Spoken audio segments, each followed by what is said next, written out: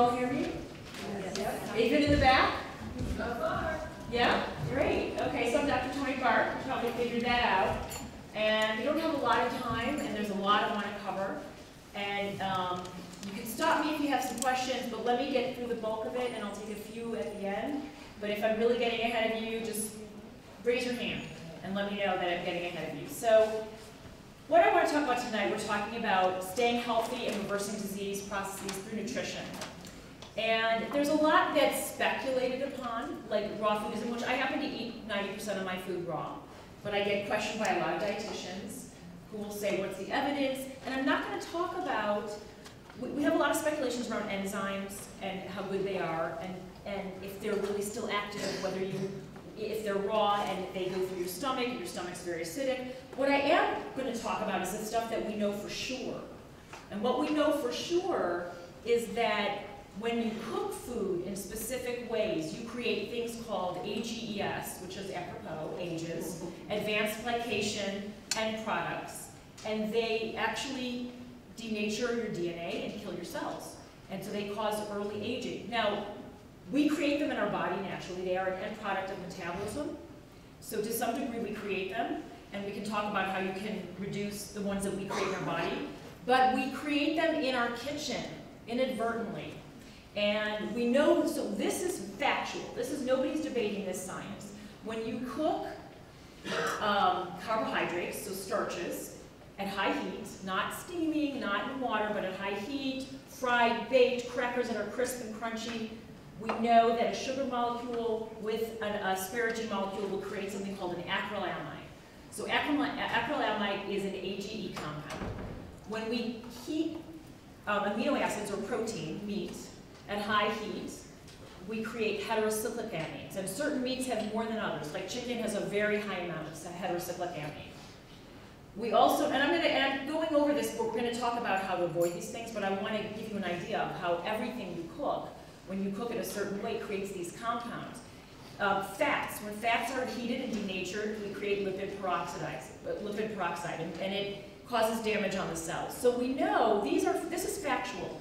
Clearly cooking things at high heat without the presence of water denatures fats, proteins, and carbohydrates to the point where they create toxic compounds that glycate our cells or congest our cells with sugar that's cross-linked with proteins or fats, and then the cells become sick and die. And your eyes are very sensitive to this, your blood vessels, your kidneys, these are the organs that are the most sensitive to the AGE compounds. But some of the things that I talked about, the heterocylcicamines and the acrylamides, cause specific cancers.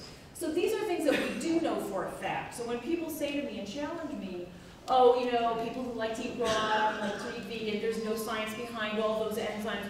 There's definitely science behind avoiding the things that are cooked, especially cooked meats and cooked protein, well, actually cooked everything, because cooked starches and cooked meats. So we do know that cancer rates are higher when you eat those things, and the AGE compounds are higher, which then denature your cells, including your skin, because it's the microblood vessels, and so everything starts aging prematurely. So a way to avoid that, and by the way, when we eat things that have been denatured with these AGE compounds, we absorb about 30% of them, and we know that from laboratory testing. And so you want to avoid things that kill your cells. I think that's kind of a no-brainer, right? You know, some other things that kill your cells, obviously radiation. You live at a high elevation, it's just a fact. If you live at 7,000 feet, you're going to get more radiation that causes some free radical damage than somebody who lives at sea level. But you're here, and it's worth it because it's fabulous here. I come here voluntarily, you know. So it's, you know, that's one of the things, you can't avoid that. But oxidative damage through inflammation is another way that we damage our cells. And there's ways of eating things that we can choose to eat that decrease or reduce inflammation. And there's things that we can choose to eat that increase inflammation. So what I'd like to get, boy, I'm suddenly like a lot. It's like I'm everywhere now. I'm coming out of my own ears. I think there's a hum. Is there a hum? No, it's fine. It's you. No, it's there. So what I'd like this evening to do for you is to spark an interest and an awareness of these things, so you can go out there and really become more aware. And Chef Jason's going to talk about food preparation, like soaking and sprouting and raw preparation. And then even if you do decide to cook, you know, obviously if there's a presence of water, not obviously, but if there's a presence of water and you're slow cooking, you don't get these formations. So there's ways of preparing your food that are much healthier than other ways, like much healthier, infinitely healthier. And so, you know, inflammation is a big problem. And what I do on every patient that walks through my door is I do a lipid subfraction test, and I look at an inflammatory marker called C-reactive protein. How many of you have heard of that? A lot of you, okay. So C-reactive protein can go up and down, and it can go up and down depending on what you've been eating over the last several weeks. And there's two ways of getting a lot of inflammation in your diet, via your diet.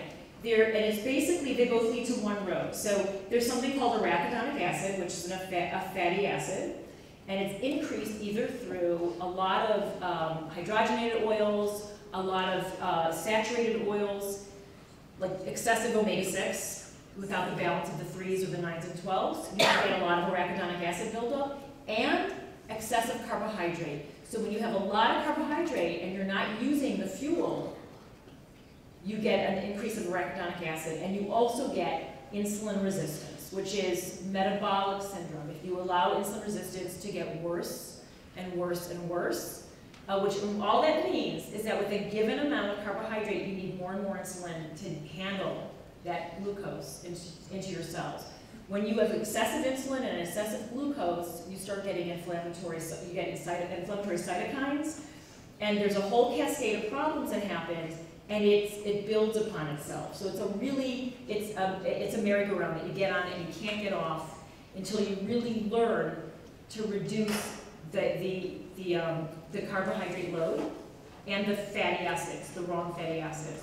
And so, is this new for anybody? Raise your hand if you haven't heard about inflammatory. Okay. So a lot of you have heard about inflammation, eating an inflammatory diet. And one of the things that eating raw and having a lot of vegetables do is that it presents a lot of fiber.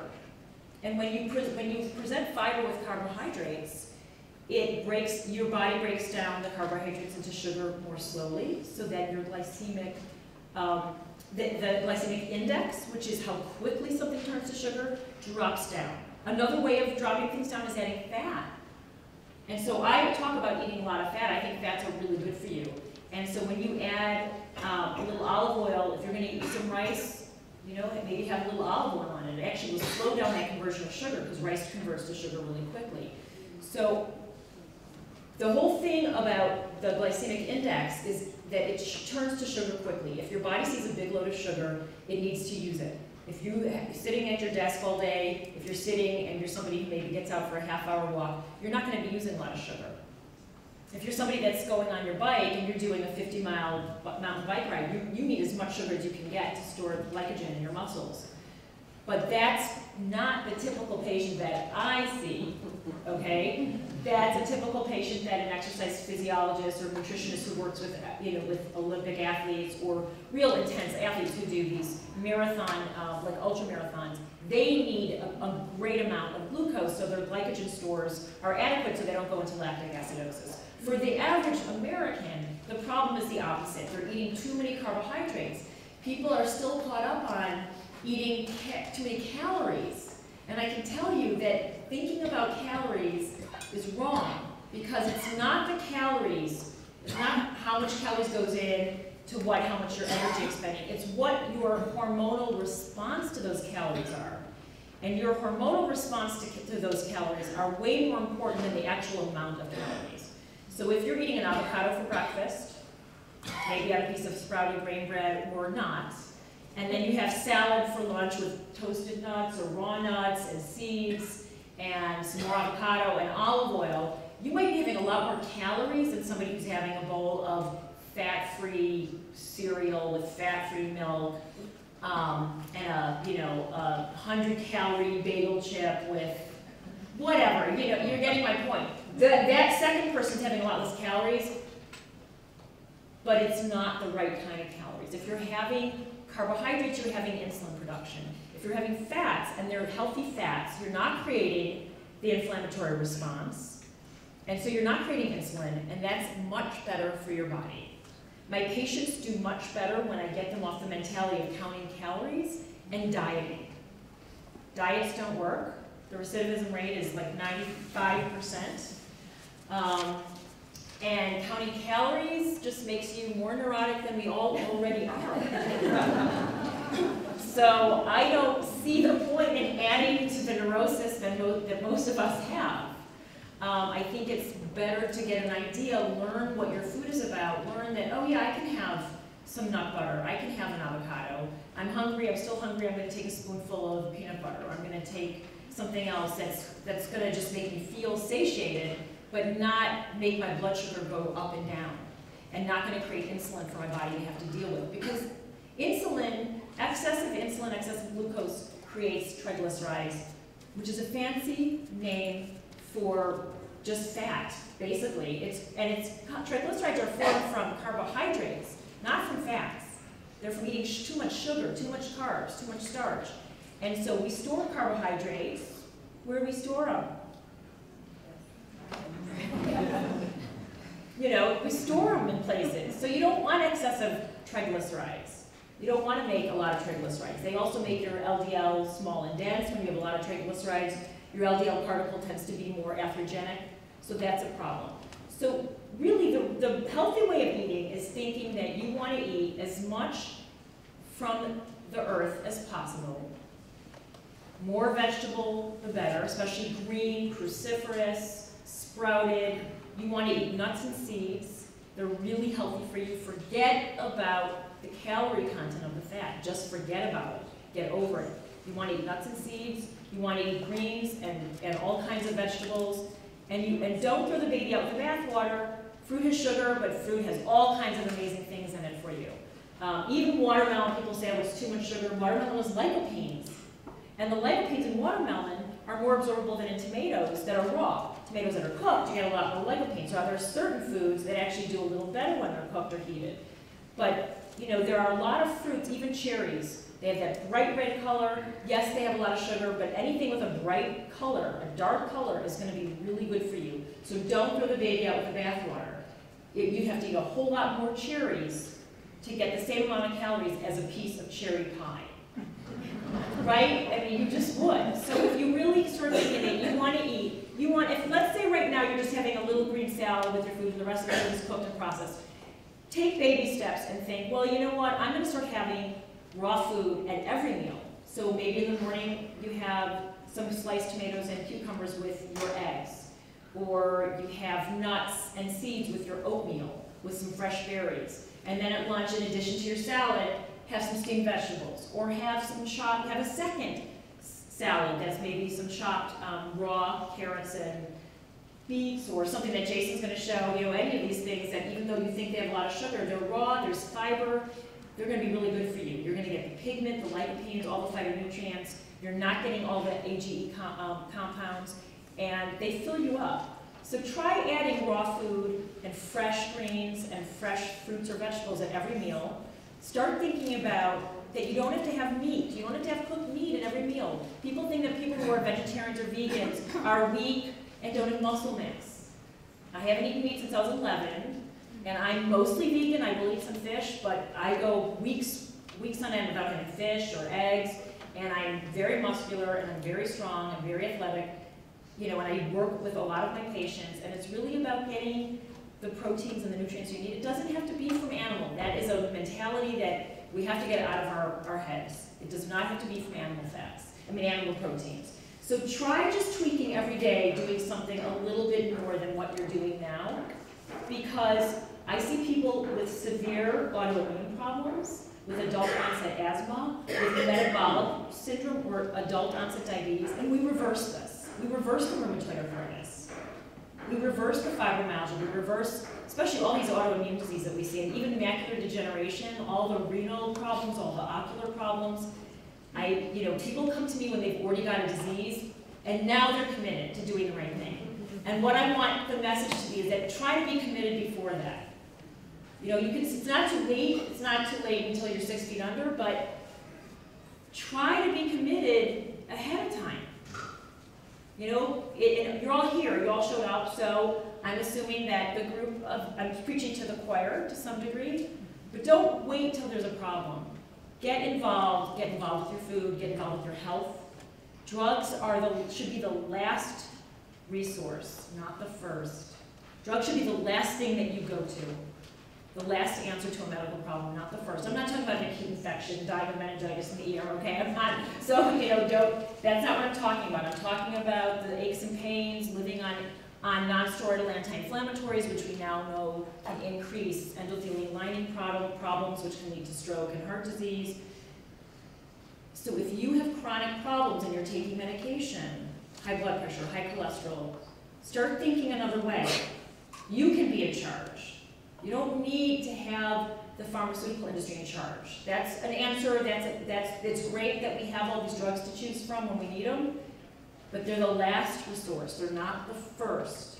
And that's the mentality that we really need to have in order to go forward, lower our healthcare costs, and have a long life where we're vital and still active and still focused, and not just lingering in, you know, decaying carcasses.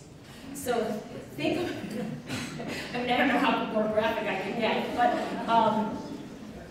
you know, that's really what I want the message to be, to just spark your interest that these compounds are out there, you can avoid them, you can still eat really well, you can eat really fun. I eat chocolate every day, I eat raw chocolate, but you know, I have an ounce or two, whether I need it or not, every day, and I usually need it. And I'm gonna open up the floor if there's one or two questions, and then we can. Anybody have, I threw a lot of information out there at you guys, I know I did. So if somebody's got, yes. You talk about inflammation and exercise causes inflammation. Okay, so that's a great question.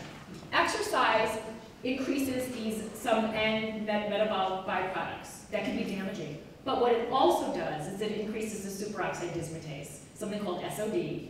And so it increases some of these compounds that actually gobble up those bad end products. So you're still ahead of the game. Okay.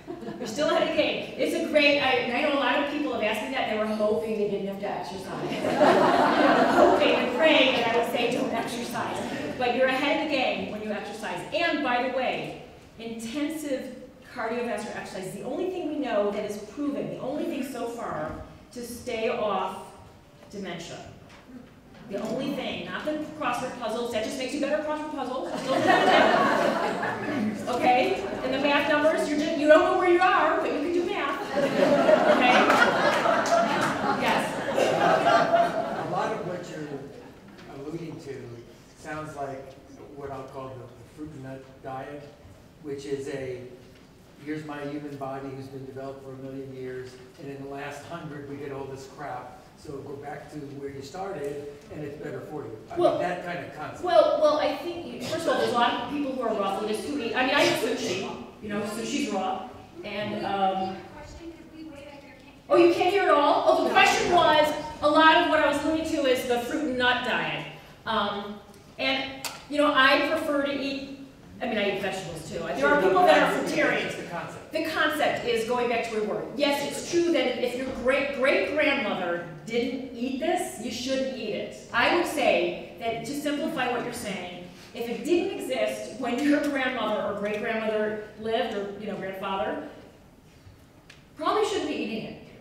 You know, I mean, we eat so much more sugar. I don't know the exact statistics, but it's mind-boggling. The amount of sugar that the average person in the U.S. ate in 1910 is a fraction of what the sugar the average yearly sugar consumption is for the average American today. And there's no way that our pancreas has evolved. Our body hasn't. No way. There's no way. We don't evolve that quickly. I mean, you know, I guess if we have a lot of genetic damage from radiation and inflammation, maybe we have mutations that keep up with us, but I'm joking on that one.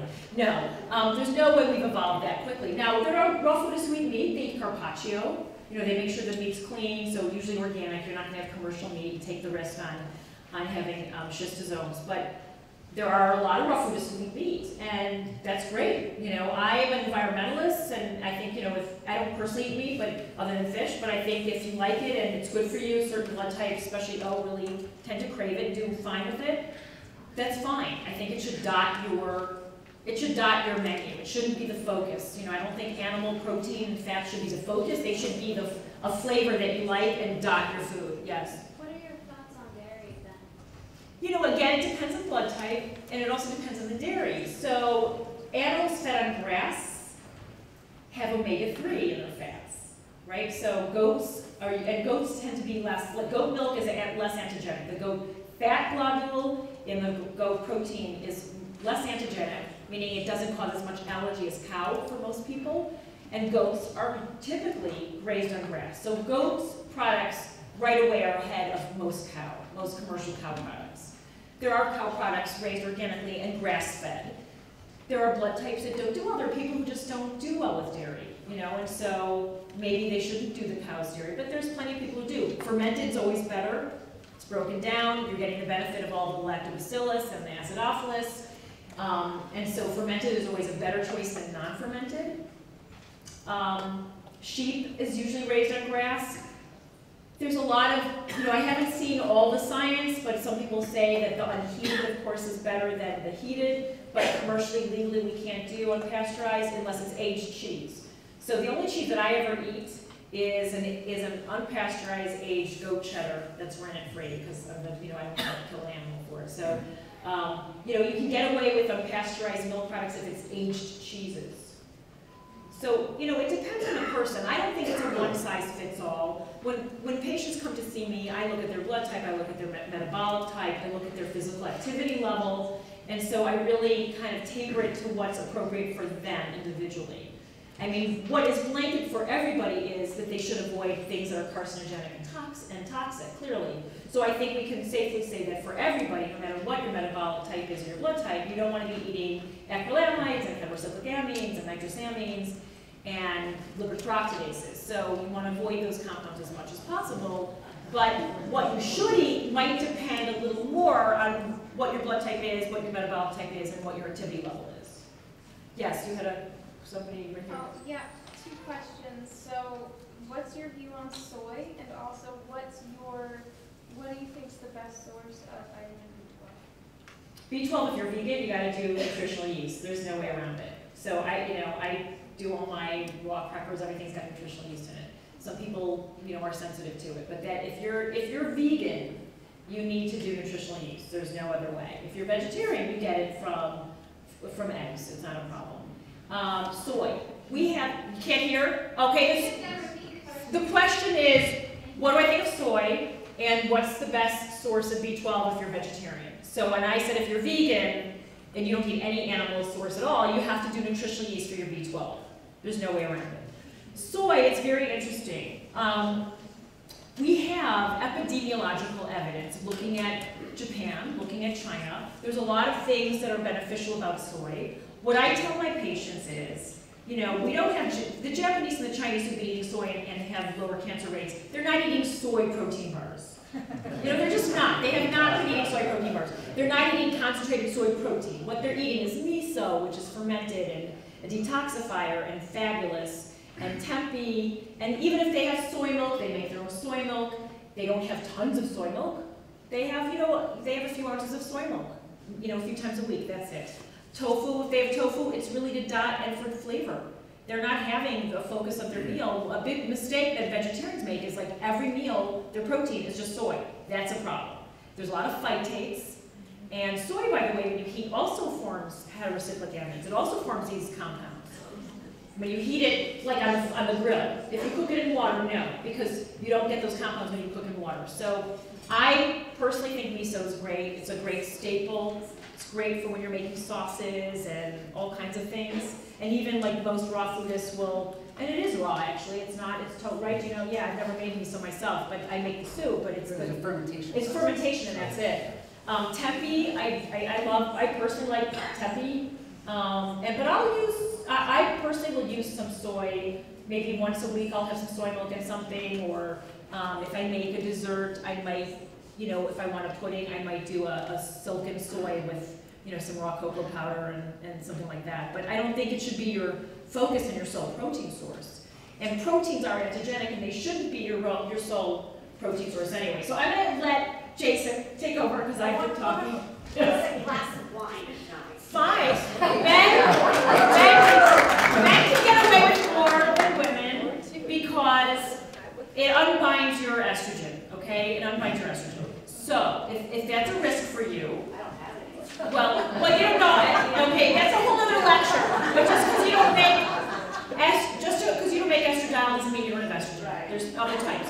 So the caveat for women is, 3-4 glasses a week, not a problem. I don't recommend more than that. Men can have a glass a night, for sure. Especially red, red has the most, resveratrol. We didn't even get to talk about resveratrol, but Red's better than mine. well, there's the resveratrol, so, but white's fine too, So yeah, life should be fun. I mean, eating and drinking should be fun, for sure. And I didn't even get to talk about that part, Did everybody, welcome, thank you for coming to the